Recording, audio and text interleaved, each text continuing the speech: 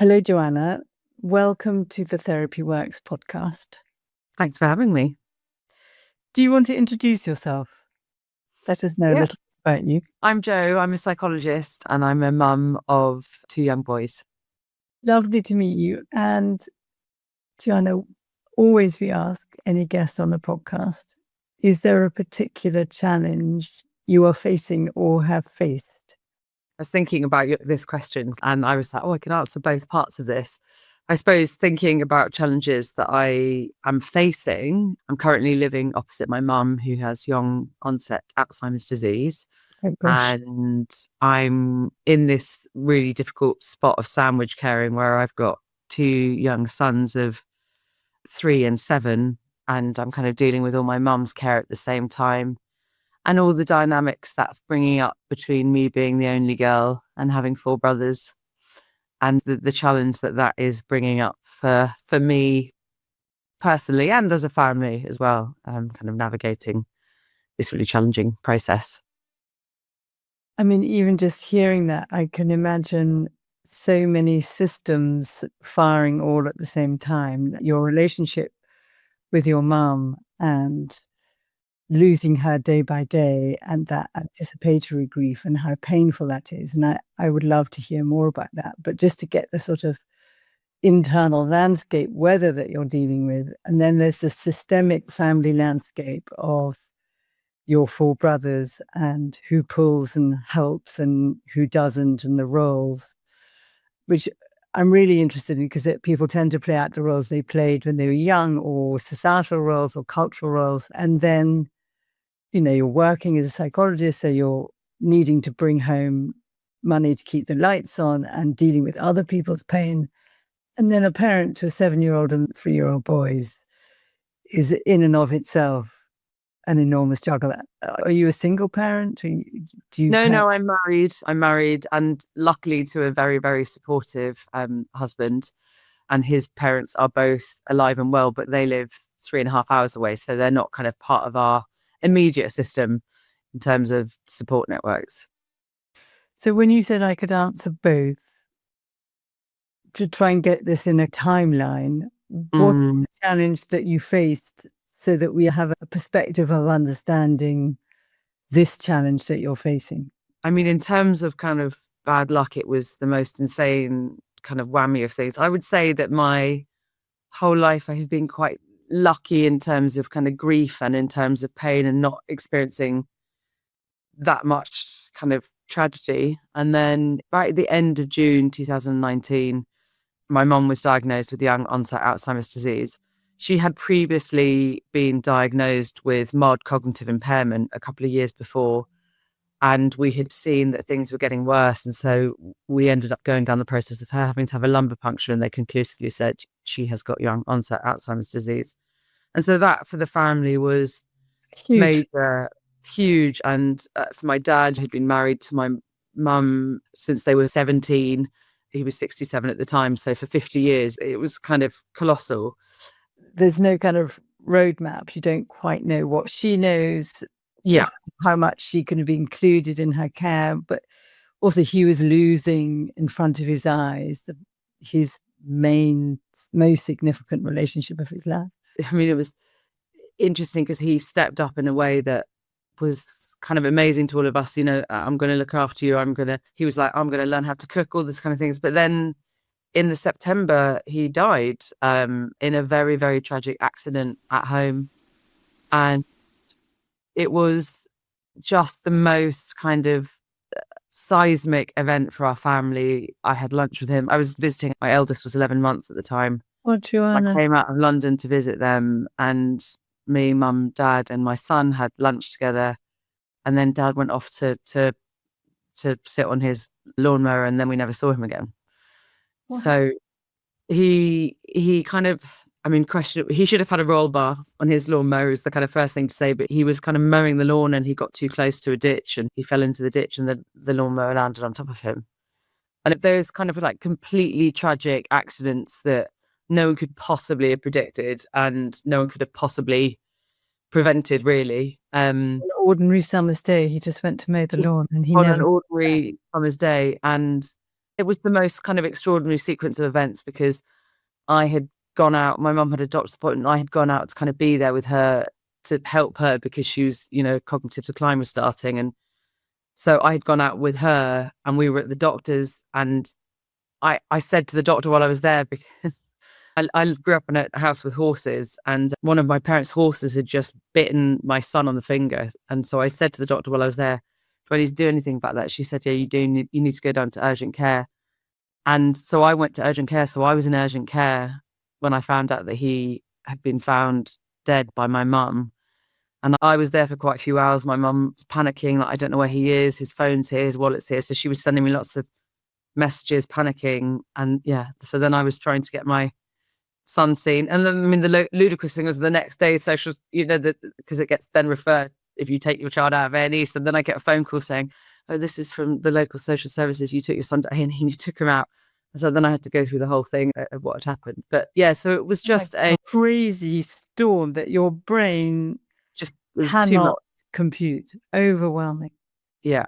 Yeah. And it was right at the end of my maternity leave. And I was going back to head up a trauma service in North London. And I was stepping up into a more senior position. And it was completely mind-boggling for me. So the family dynamics that you are dealing with now, did they emerge when your father died? Like, because often siblings, and I don't think we talk about siblings enough, the different roles, how different people grieve, how they can be a pull and push on power. Can you talk about that a little bit? Actually, I really didn't understand the whole idea that people grieved in different ways until I lost Dad. I had such a different process to some of my brothers. People are individual, but men tend to want to get on and move forward, and women tend to want to emote and grieve and remember and feel the pain. And that's exactly what happened. And actually, me and my husband were weirdly talking about that this week, because he said that there was a time where we would meet up and I would desperately want to talk about Dad. And you could see all of my brothers, they didn't want to do the whole conversation of, remember when how fun it was that he used to do X, Y, and Z, and they didn't want to kind of think about his accident. Whereas I wanted to kind of go over it in Sherlock Holmes detail. Yes, it's so much detail, how it could have possibly happened and what it meant for the family and what it meant for Mum. And it was funny, you just said, did that dynamic play out? And it's not something that I've thought about, but immediately, so Dad died in the September and I put my house on the market in the January to move back to live near Mum. Dad died in September when we had moved house by the August, kind of a 5-minute walk from Mum. And then Mum subsequently bought the cottage that is opposite my house. And now we're 40 seconds door to door. So, yeah. And it was me that did that. I mean, one of the things people say in grief is don't move house because, you haven't got all your cognitive powers because you're grieving, but also there can be a rush to feel like you're doing something that's going to make you feel better. And I guess the maternal instinct in you, because the roles are reversing now with your mum, that you must be mothering her. And your brothers didn't have that same instinct. In grieving, they didn't want to understand the inch by inch of what happened in the accident, but not even laughing and remembering funny stories, happy stories, looking at photos, doing a memorial album. They just wanted to push past and forget and move on. Whereas you wanting to remember and connect. Yeah, and I was wanting to bring him up a lot. And actually, one of my brothers, I would say he quite concretely ran away. He moved very quickly as well, but he moved 2 hours away from our family home with no family connections. It was a lot for the family to deal with. We were like, what are we doing? Why are you moving to Somerset? Like, when we don't, what? Like, geography of grief. Yeah. Yeah. We were like, that makes no sense. You moved nearer and he moved further away. Yeah. Yeah. Yeah. I remember my father-in-law saying to me, you really need to think about this move. And I remember feeling that it was non-negotiable, that I had to. I remember feeling no one else is going to do this role. And I would argue I was right. Because none of the others have done that role. None of them have moved Maybe it's because I moved and they thought, well, she's got it now. But I grew up in a very loving, very close-knit family, but certainly a slightly sexist family, definitely old school. The daughter would step in. And so this role, tell me about this role and the kind of cost to you emotionally of caring for your children, doing a job, being a loving wife, and then caring for your mother with dementia, with ongoing, increasing dementia. Mm-hmm. I kind of don't know where to start. I think it is probably harder than I ever could have anticipated. I think I slightly went into the kind of, I can be the hero, I can do this. I've always been so close to mum, adored her, my best friend. I would argue maybe too close. My husband used to say, when we first got together, he said to me, I remember he said to me so many times, I dread the day that something happens to your mum because I just don't know how you'll survive. I was on the phone to her twice a day, kind of phoning her first thing in the morning just for a catch up, phoning her in the evening, phoning her anytime I was dealing with an issue, anytime I had an argument, anytime I felt stressed, anytime I felt overwhelmed. And she was your person. She was my rock, and she was incredible. And I say was because she's a very different person now. You said I adored her. It's really interesting that I use the past tense, and I do sometimes notice that I do that, but I think it's because she's such a different person now, and my love for her now is very different, because she was probably one of the kindest people you would ever meet. She was funny. She was very silly.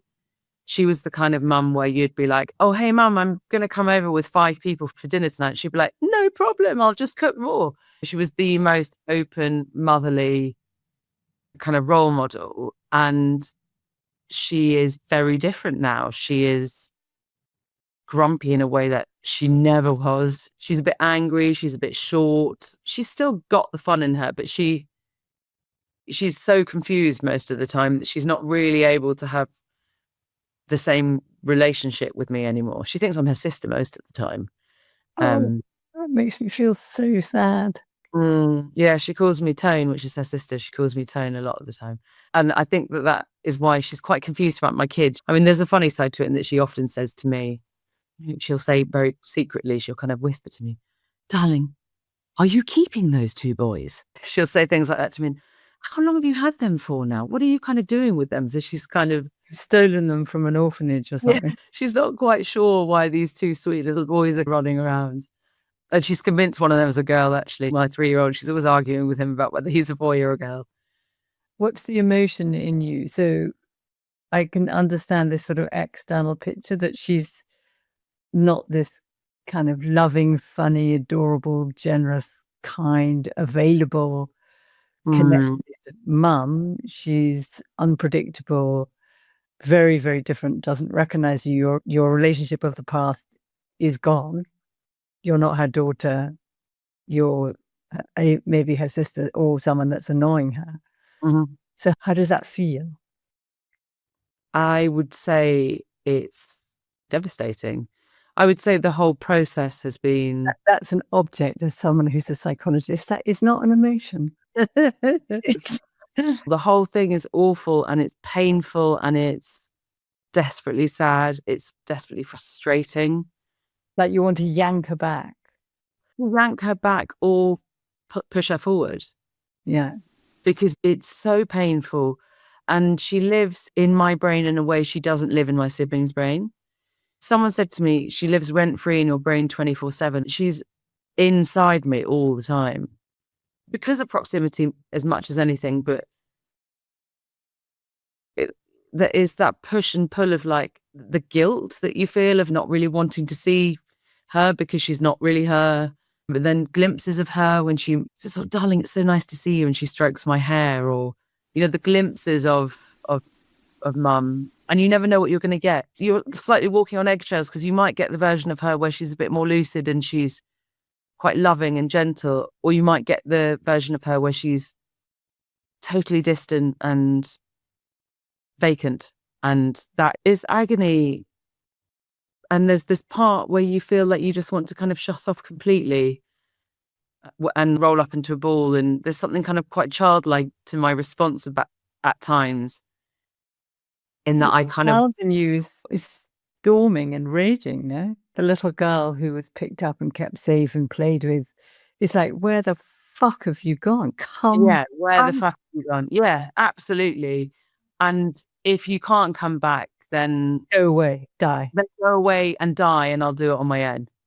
Yeah, and that's such an experience that I think only people that are living through would probably understand. Maybe it's similar if you have a terminally unwell. I think it is. Yeah, People feel so ashamed and they have a kind of magical thinking that, if I have that feeling, it'll make it happen, which of yeah, course it doesn't. But also that feeling of shame. What is wrong with me? Because I know when they die, I'm not going to feel better.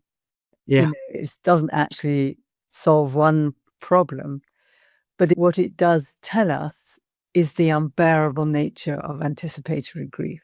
This liminal hellhole that is neither one nor another, where you have an end, but it's also you're so far from what you knew, but in the frame of the same person is crazy.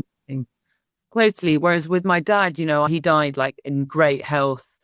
I can just remember him for being like this vivacious, fun, kind of chaotic, gorgeous man. And I can also remember all of his bad things. Yeah.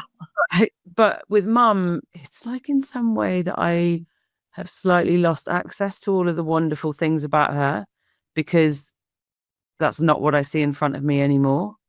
And because it creates all of these other dynamics, like, I mean, I can say it because my uncle's never going to listen to this, but like her brother coming over from Australia and telling me I can never put her in a care home, all these really tough dynamics within the family where I think, fuck you, you're not here, you're not on the ground. Like Doing it day after day after no, you you don't try. get it. You don't get to say, you try living opposite her and then you tell me what your thoughts are. And yeah, it creates all those kind of dynamics where I feel really happy that I'm there for her and I'm constant for her. But I also feel desperately sad for myself, for my kids. I've got this really awful coping strategy where I just go into my phone and like, Brilliant. see, yeah, I literally, it's mindless. I become mindless with my phone after seeing mum, and it's really obvious. That also happens after a really intense clinic day as well. Actually, it's become Numbing. You have to do a numb. yeah, it's a numbing, and that's the other part of it. That I'm not just a psychologist. My area is complex trauma, so I sit with very complex clients, and then I go in and I'm like, "Hi, darlings, how was your day at school?" And then sometimes I pop over to mum, and it's like this just real shit show in my mind of kind of where I'm replacing myself. I mean, it sounds like the numbing is a trauma response, right? Yeah, sure. So given your professional knowledge and given who you know yourself to be, where's the gap where you're not able to find a way of connecting with what you feel, finding a way of naming it, allowing it, acknowledging it, expressing it, that can then release you to have another feeling so that you adapt to what's going on? Because what it feels like you're doing, this is grandmother teaching sucking eggs and all, is that you're squashing it down where it just comes up all the time, but it never has a chance to be processed and Yeah. allowed. Well, I'm working on that in therapy at the moment because that's exactly what I'm doing. I either do that or I do let it all out, but never on my own. So I externalize. So I'll go to, my husband or a friend, and I become over reliant on other people and feel like I can't regulate myself. So you kind of lose it Yeah. and you Yeah. lose Yeah. yourself when you're losing it. Yeah. And that happened this week where I went stratospheric and sent some quite nasty messages to my siblings. And now, You can see the big breath you've taken out. yeah, I've upset a couple of them. I have spoken to two of them since, and as my older brother said to me this week, you should have just asked to speak to us rather than letting it get to the stage where you're like so angry that you've exploded over nothing on a text message. And I said, Yes, I should have done. That would have But been the grown-up me, but I felt 4 at the time. So yeah, and I didn't do that because I'm not very in control of my emotions around mum. So yeah, it's interesting. I know everything that I should be doing, but we don't always practice what we preach, do we? and definitely not, and I definitely don't. And I work with my 2 of my daughters who are therapists, and they fucking catch me out the whole time. It drives me completely nuts. But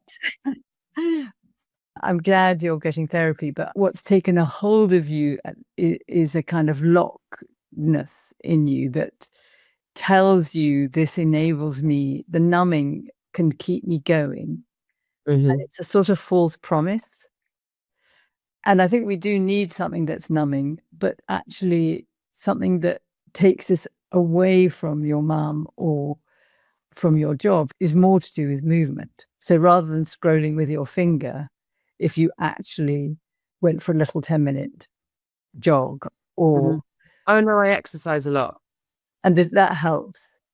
Yeah, we have a joke in my house that if I don't exercise 4 times a week, then I become a monster. Yeah. And it's true. I become a complete cow. I become horrible to live with. So I have to exercise 4 times a week, because otherwise, yeah, it just feels too much. I just don't. But I probably do need to be better at. I've got 2 dogs, so I have no excuse. I do need to be better at kind of. I let my husband do all the walking, but yeah, the walking, the space to be in nature, that kind of thing. I don't know about being better because that's like infuriating. Like I'm ticking myself off and I got to do this perfectly. I think being in an overwhelming situation like you're in, it is overwhelming. And sometimes we need to do the shit things like numbing. But I guess it's choosing other things as well, putting it in the mix, like not Mhm. then turning against yourself, like, oh my God, I'm numbing and but to kind of having that little moment of awareness, given Mhm. who I am and what I'm feeling now, what Mhm. is it I actually need? Yeah.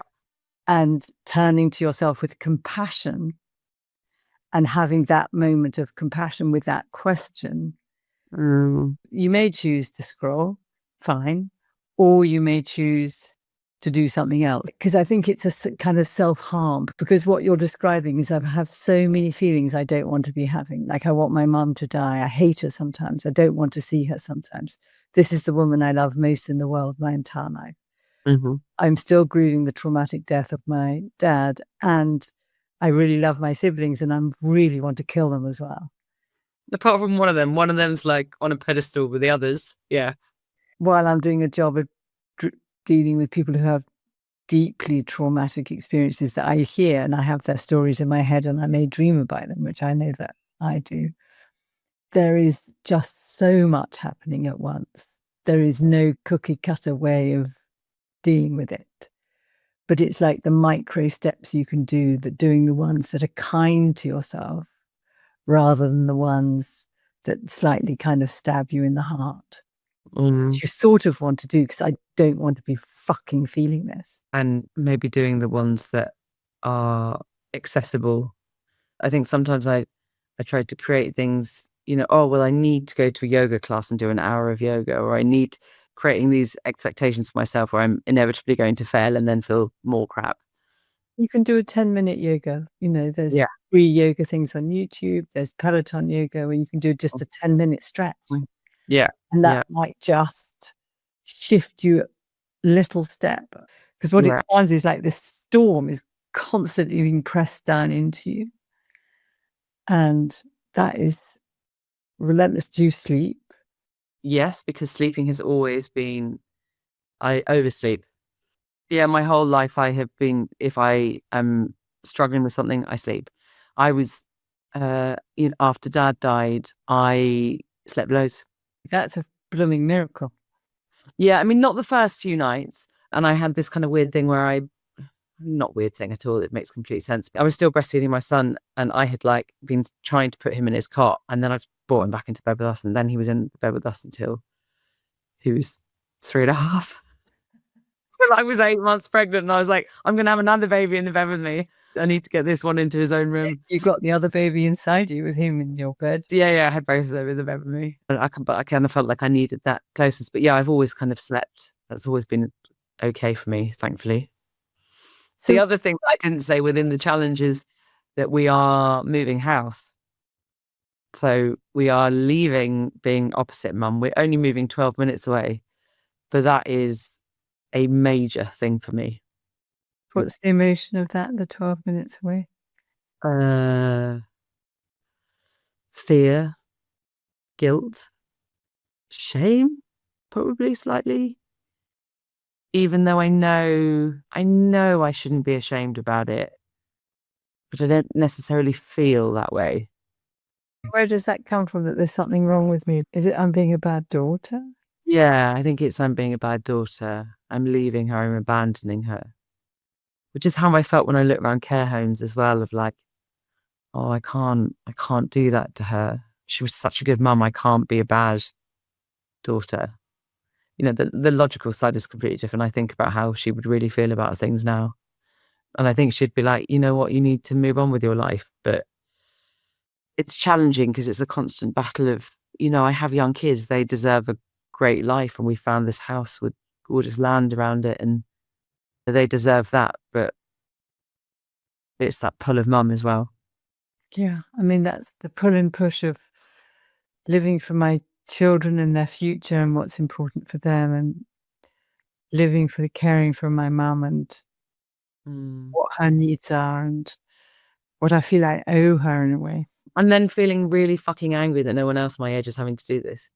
That's Because the you're other, very young. Yeah. because I'm 39. No one else is doing this. Everyone else's parents are like taking, little tea Grandchildren. every Wednesday and yeah. And Do you feel very isolated, very alone? I don't, because I have an amazing husband. I am very close to my siblings, even though I get cross with them. Mm.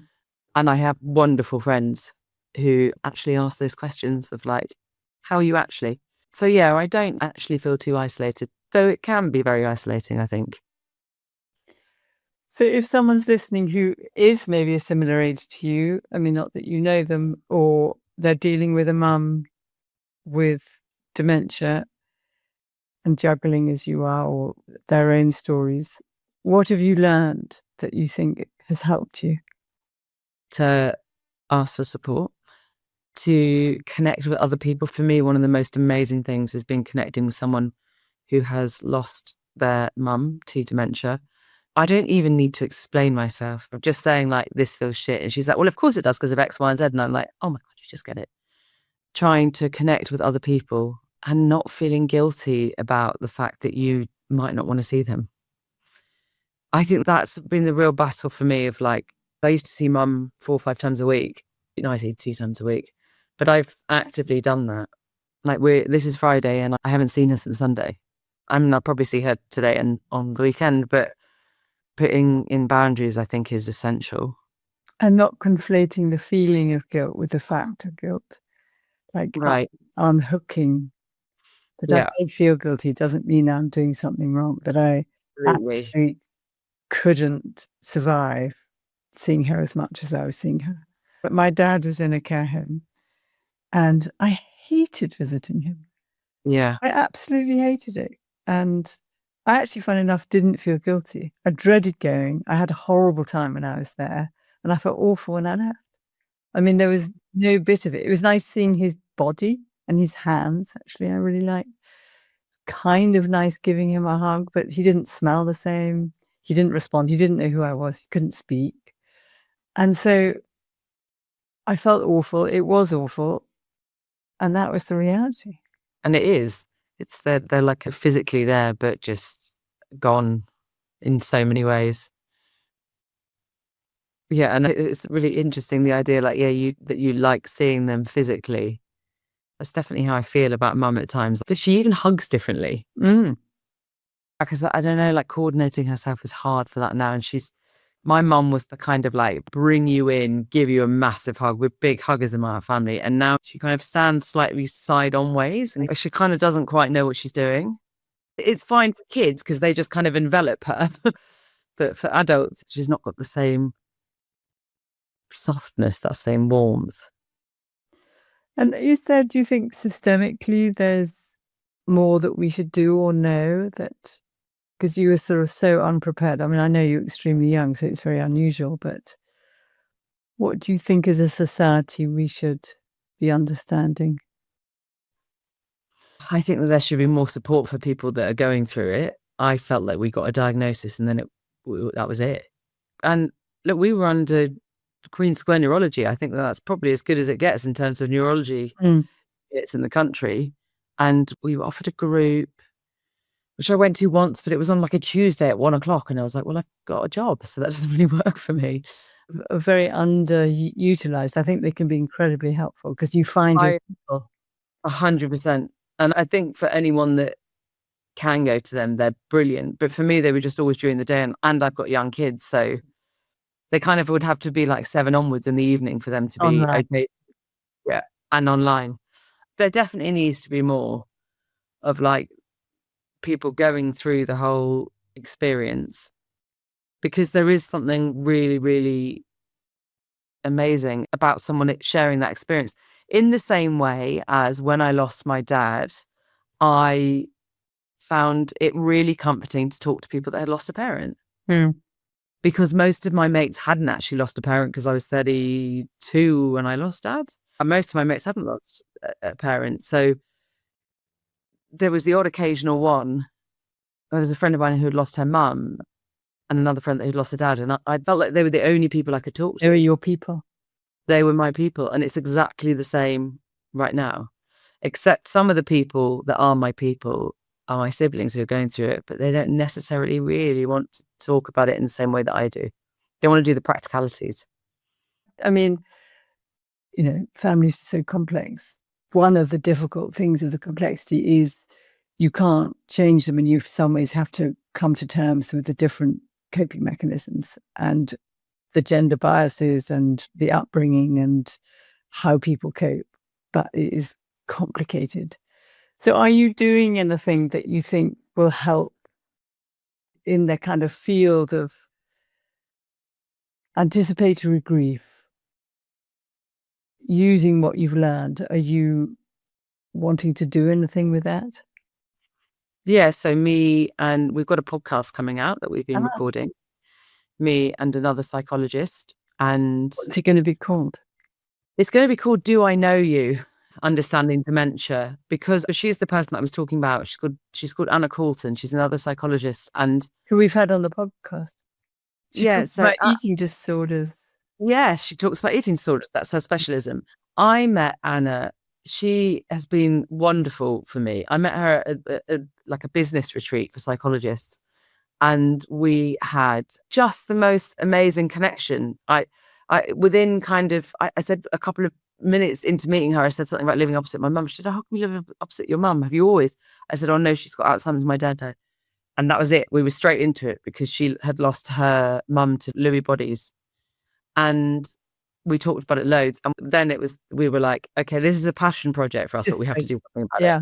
And I've had a really tough week with mum this week, and I must have spoken to Anna every single day. So we decided that we were going to put something out there that was just information and understanding and thinking about dementia. And so we're halfway through recording, and hopefully we'll be coming out in kind of end of April to make people feel a bit less alone and to make people feel a bit more understood and seen. That's also not just anecdotal, that also has some evidence around it as well. So what kind of information are you gonna Putting out there.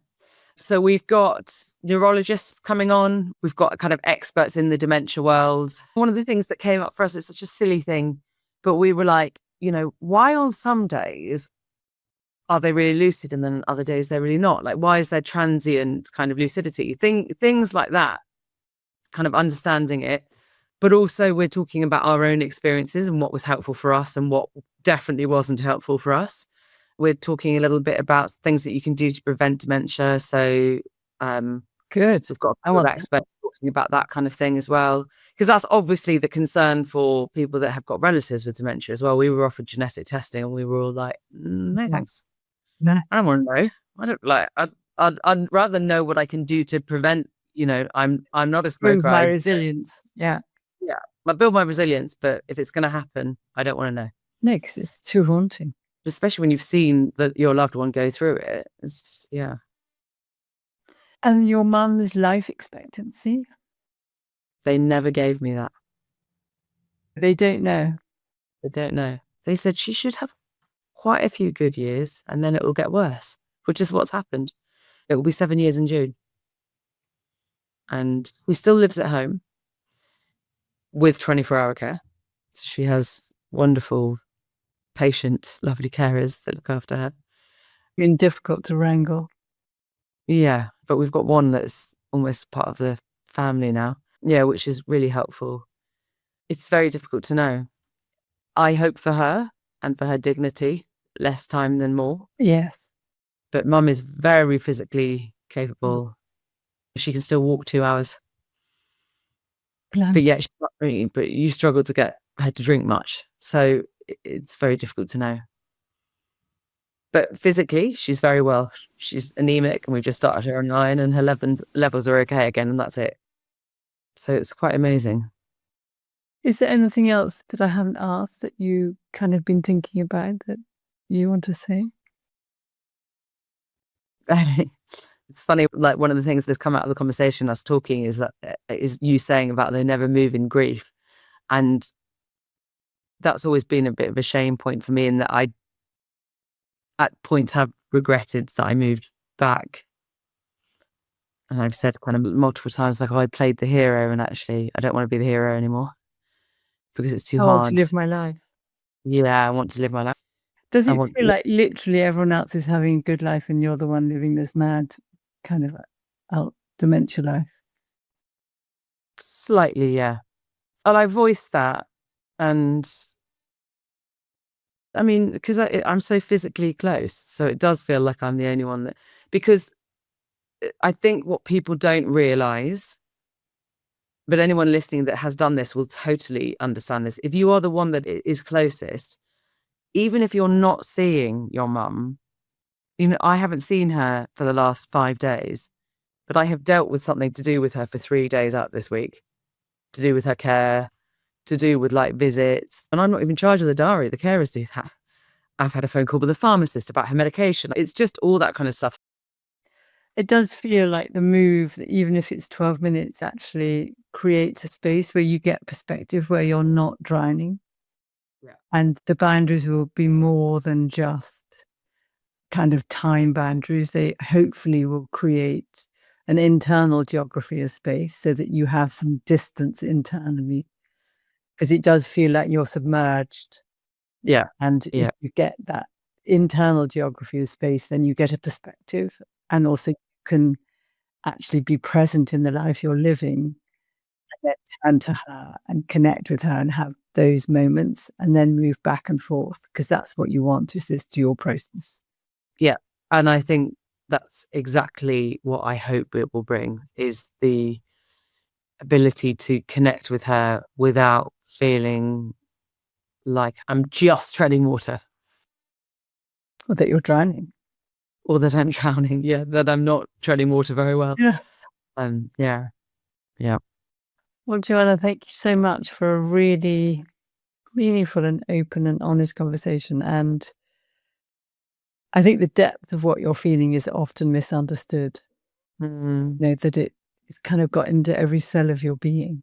Mm. Mm. And it's from the closeness that you felt with her, like you obviously love each other so deeply. Mm-hmm. Mm-hmm. And part of the grieving is the separating the version of her, like loved or adored, you said. Or it sounds like part of that grieving process is giving yourself the separation of, I really have in mind my mum as she was when she was healthy and well. And I can keep that mum and love her. And this version of mum, I need to grieve and have space from, because it isn't. Yeah. And that's really a hard mind shift, isn't it? It's a really hard mind shift, and one I think I'm probably still kind of going through and understanding and making sense of. And I hope the podcast gives you insight and understanding too, because all of us that do podcasts learn as well. Yeah. Well, it's already been, fascinating for me, and just nice to know that if we can make a difference to one person going through the experience, then that would be amazing. Thank you very much. Thank you so much. Hello, Emily and Sophie. I was really moved by my conversation with Joanna King. And I mean, part of me was thinking about my future self, like being that mother, which was quite galling, which obviously I didn't talk about with her. But I mean, there are lots of things that I think came out, but what struck you first? I mean, what's on top? I think a lot of things, and I think it was such a relatable conversation for so many people who I imagine are in not identical but similar situations of just being pulled in every direction, of having a job, having young children, having parents to also take care of. And I think she did such a beautiful job of sort of unpicking all the different complex parts of that. I think I also really connected to this experience of trauma where you are just sailing along in the world, believing that it's a safe place and nothing really terrible has ever happened, and therefore your belief system is rightly that terrible things don't happen. Didn't happen to me.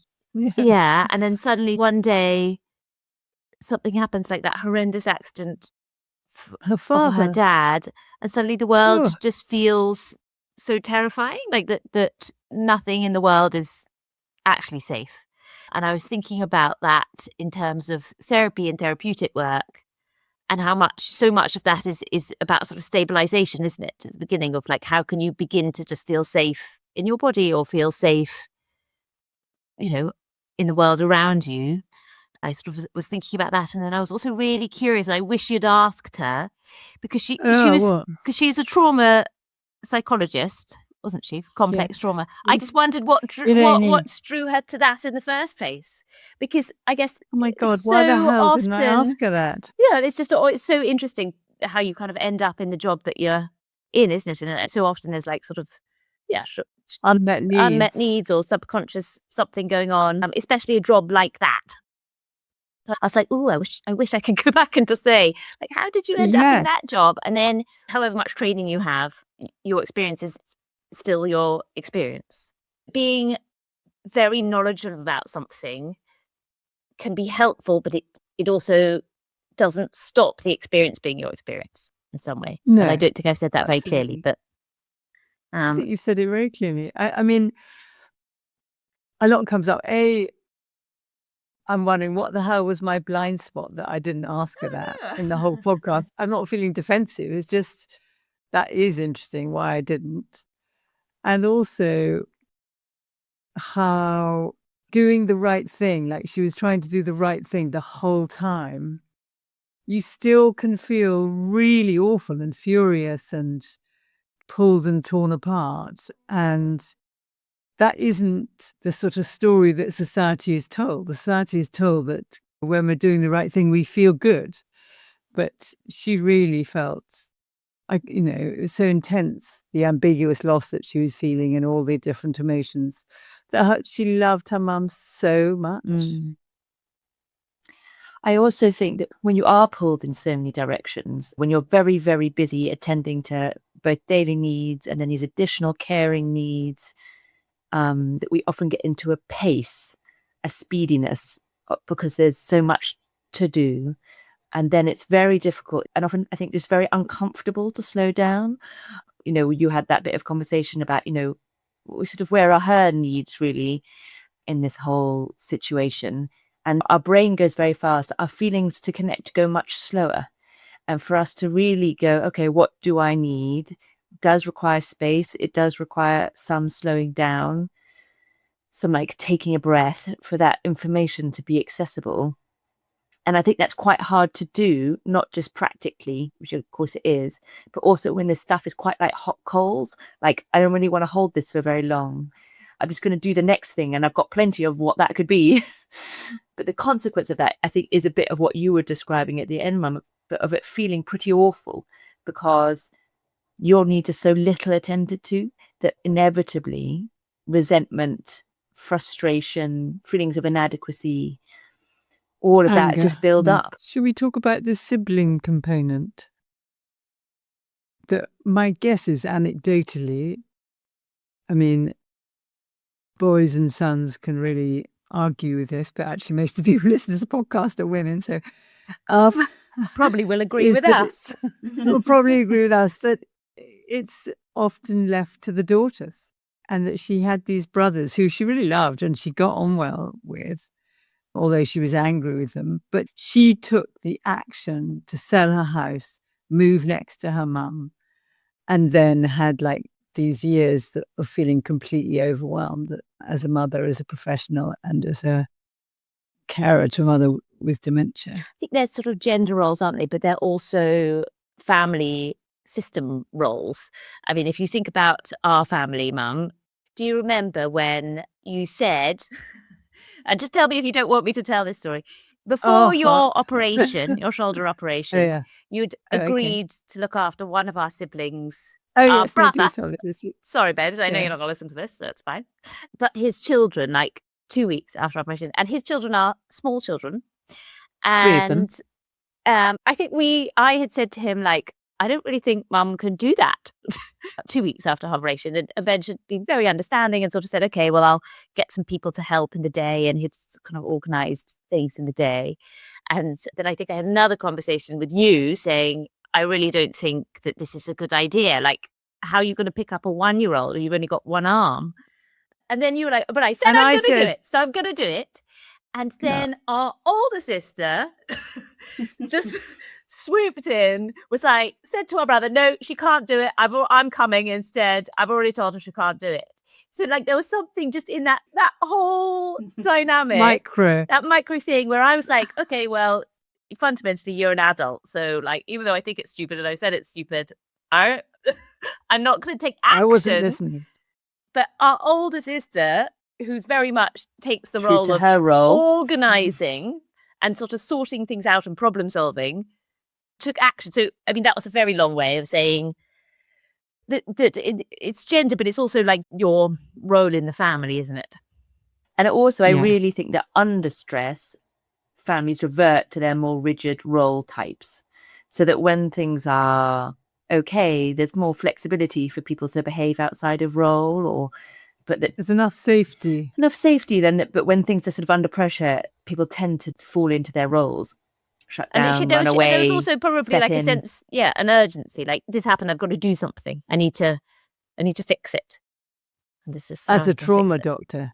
I was also, this is just a passing comment she made, but I guess it goes to one of the things that I think felt most heartbreaking about what she was saying, was just that this mum was not the mum that she loved. This the kind of profound loss of this clearly wonderful woman, and then sort of still caring for them, caring for her mum, but really as quite a different person, different relationship. So confusing. And I think obviously that relates particularly to sort of, dementia and Alzheimer's in that way.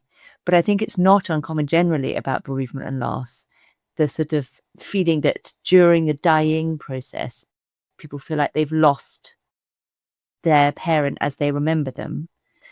And it's sometimes only after they die. I've definitely heard clients say, I feel like I've got my parent back in my memory, like I can now reclaim who they were before, because I'm no longer in the thick of who they were as a dying person. The dying story. And the sort of trauma of the dying story. And I think sometimes when that doesn't happen, because the dying story has been so traumatic and you're left with the often quite horrifying or brutal memories. Fragments of it. Yeah. That's when sort of things like EMDR can be really helpful, or therapy generally, for processing. Because I think you can sometimes get stuck in the dying story even after they've died. When you were saying that, Sophie, I was thinking of people I have spoken to whose parents, when they were dying, had not been treated well by the systems around them. And I think that is such a sort of unbearable thing to be left with after somebody has died, to feel like in whatever way they were not cared for properly. Yes. at the end. And the fury that you feel and the impotence of that fury when you feel so impotent when you're grieving, it just kind of doubles down on your powerlessness and really kind of interferes with the naturally adaptive grieving process. Source of real rumination. And it makes me think too about the sort of lack of support. You know, it's different, but the lack of support that her experience was like, okay, this is the diagnosis. Bye. Off you go for the next however long until her needs really increase. And how frightening that must have been to just not know what's going to happen or when. And of course, you know, doctors, there wasn't an answer they could give her. Must have felt like being kind of thrown into this unknown abyss. Completely terrifying, even for someone who works in the health service. I was also thinking, and we talked about it in the conversation, was about ambiguous loss, which I call living loss. I think it's the same thing, the Pauline Boss term of when you anticipatory grief, when you know it's coming, but it hasn't come, or it's in a way that isn't often fully recognized. And I think the emotional burden of that is intense because it's double, isn't it? Because there's the actual physical things, like, you know, it felt like a full-time job, even when she wasn't seeing her mum, organizing the carers, all the kind of responsibility for her mum now that she couldn't care for herself, and organizing things. And then the emotional burden that came through so powerfully and in a way so beautifully in the conversation is such a weight. And I was sort of thinking about trying to live your life when you're carrying all of that, trying to be a good mum, trying to be a good partner or good at work. You know, too much is sometimes just too much. It really is too much. That thing of when she hugged her, but even her hugs are not the same. That was such a sort of poignant thing to say, that she used to be such an amazing full hugger, and that's not who she's able to be anymore. I think those kind of descriptions that come out of the unheard voices and the well-known voices, but that the minutiae. Yeah, the minutiae that give us a sense of the lived experience, not just the sort of anticipatory grief of the future that they aren't going to have together, but the sort of that living loss, that current lived experience of loss, the micro losses, I guess, that we're talking about along the way, that can be kind of devastating in their own way. Incrementally. And don't really get talked about, don't really get acknowledged. It's just there are these broad terms, aren't they? Like, oh, poor you, her mum's got dementia. Yes, and all those, the sort of many like domino effect of losses too, right? Like that your children are not going to know your mum in the way that you knew your mum. And you're not quite the mum you wanted to be with your kids because there's less of you available. Or not all the time, anyway. Not all the time. Thank you so much to Joanna for the conversation, because, like I said at the beginning, I think so many people are in a similar situation of being just pulled in so many different directions, and such a relief to have somebody talk about the real experience of that. And I look forward to her podcast. Oh yeah, I was met with Anna Coulson, who is brilliant and lovely and really interesting. So yeah, good listen. So thank you, Joanna, and thank you everyone for listening.